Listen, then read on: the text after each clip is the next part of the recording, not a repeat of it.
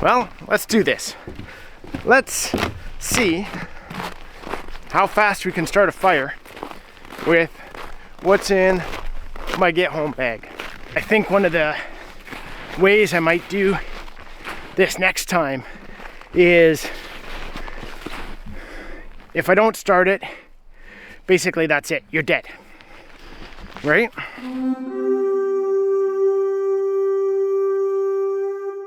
I've got my little fire starter kit in there. Let's see if we can make some tea. Well, first challenge I want to do is how fast we can actually, ow, that was a twig. Let's see how fast we can actually get a fire going with what I've got in here. And then after that, we'll see if we can make the tea. We'll head out along our one trail that goes out to the snowmobile trail that goes out to the hydro line. That's a 1 kilometer walk. I did it in another video. You can check it out here, how long it takes me to walk 2 kilometers, basically out and back. We're not gonna go that far, we're gonna stay on our property. We're just gonna find a good spot to set up and see if we can start a fire. While we're looking for a spot, I just want to show you this here. It's a survival shelter that was built by a few people. They were doing a class here. Oh, snow's up to our knees here. But they were doing a class on our property and built this survival shelter. Doesn't really look like much right now, eh? Just covered in snow, but I bet you if we open up the door here, it'll look pretty good.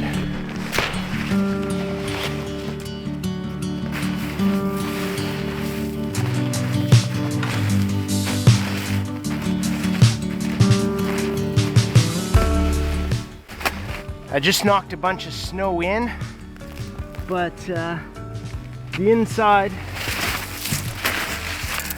looks totally dry, except for what I just knocked in. Let's dig this out a bit.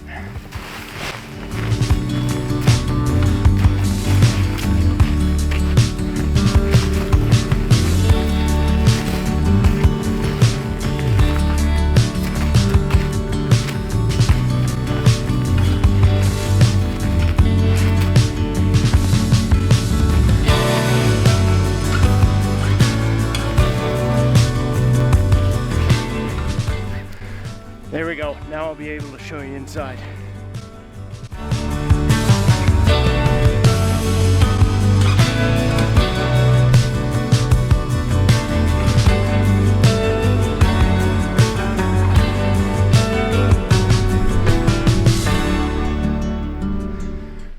So that was actually built, I want to say it was 2-3 years ago, and you can see the construction on the inside with the ridge beam and the wood, and then moss was put over top, and the moss has actually grown into a solid structure now and holds the whole thing together, and then pine needles put on the bottom to keep it warm and dry.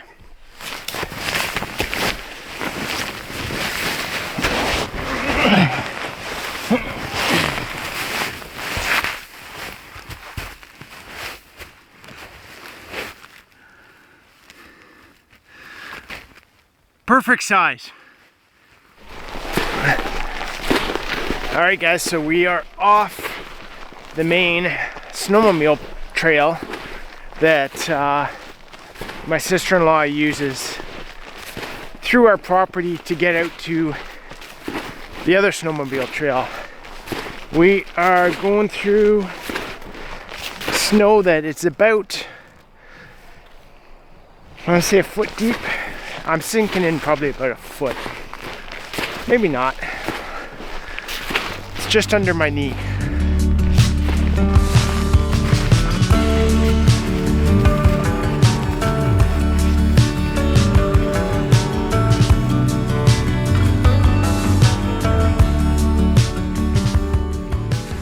So it's a bit more of a workout. but not too bad.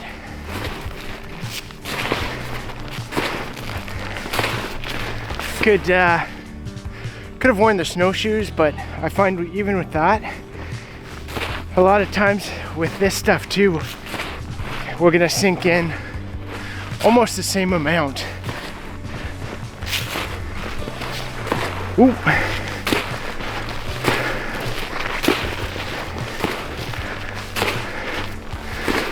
There's an old survival shelter over here as well where we're going.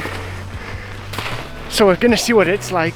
I think it's fallen down, but we'll check it out and see if we can do our fire there.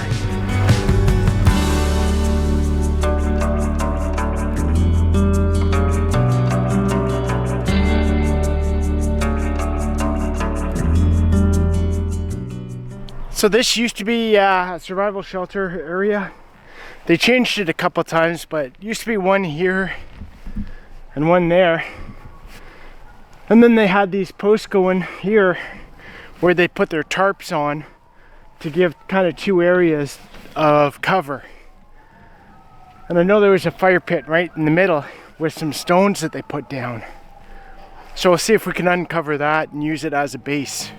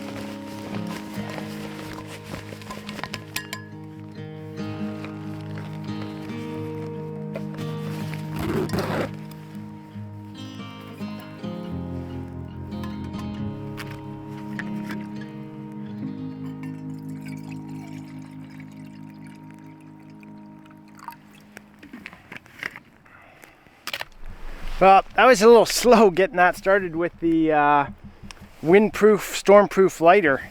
Just didn't want to go, but used one match, and that got that wet fire going.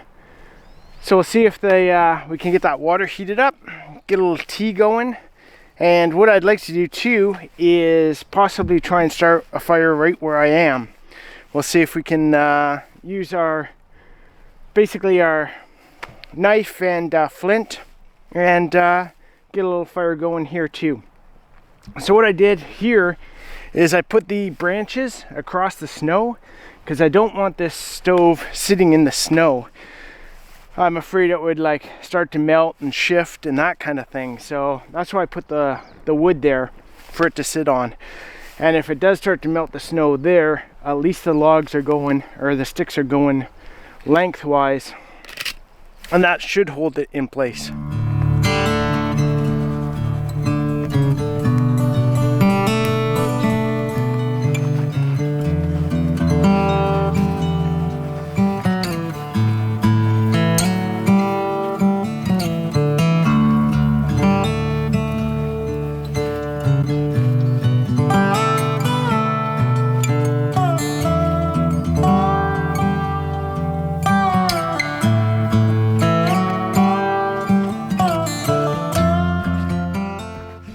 Alright guys, so I'm down to the ground here.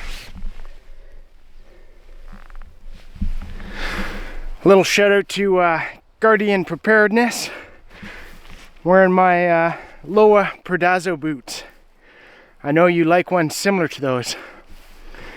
So what we'll do is we'll get this little site here set up, and we'll see if we can get a little fire going with our flint and tinder. Let's make it happen.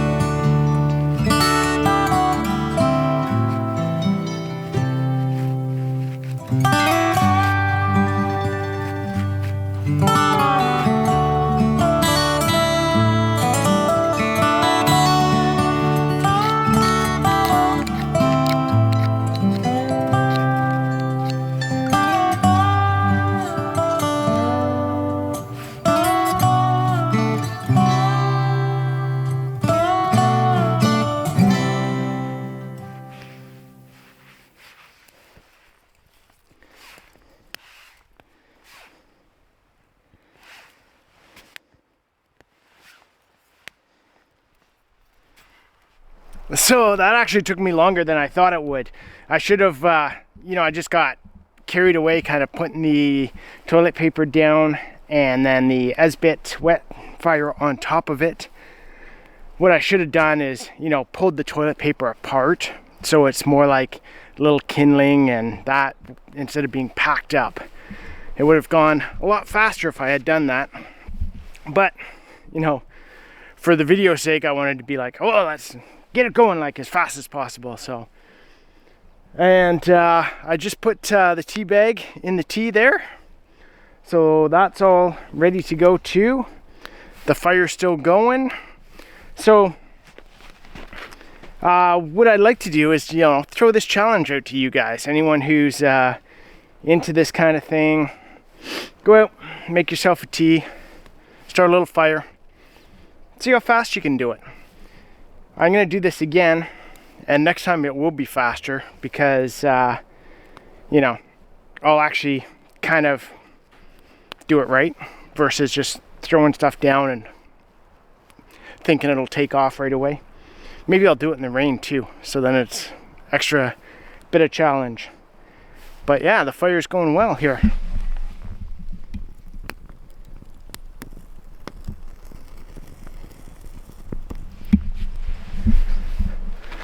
So I've got the Get Home bag here. So again, that fire was started from stuff from the Get Home bag. So it was the little Esbit stove, the little fire cube, that got my tea made. We used a match for that. I was trying to use my Stormproof lighter, but wasn't going. So good thing I had the matches here. And then the fire I started with my Strike Fire from Ultimate Survival Technologies. And it works great all the time. So yeah, I pulled out the toilet paper because I've still got the Kleenex in my Get Home bag. So I figure within 24 hours, if I have to go to the washroom once or twice, I've still got enough to clean up after myself.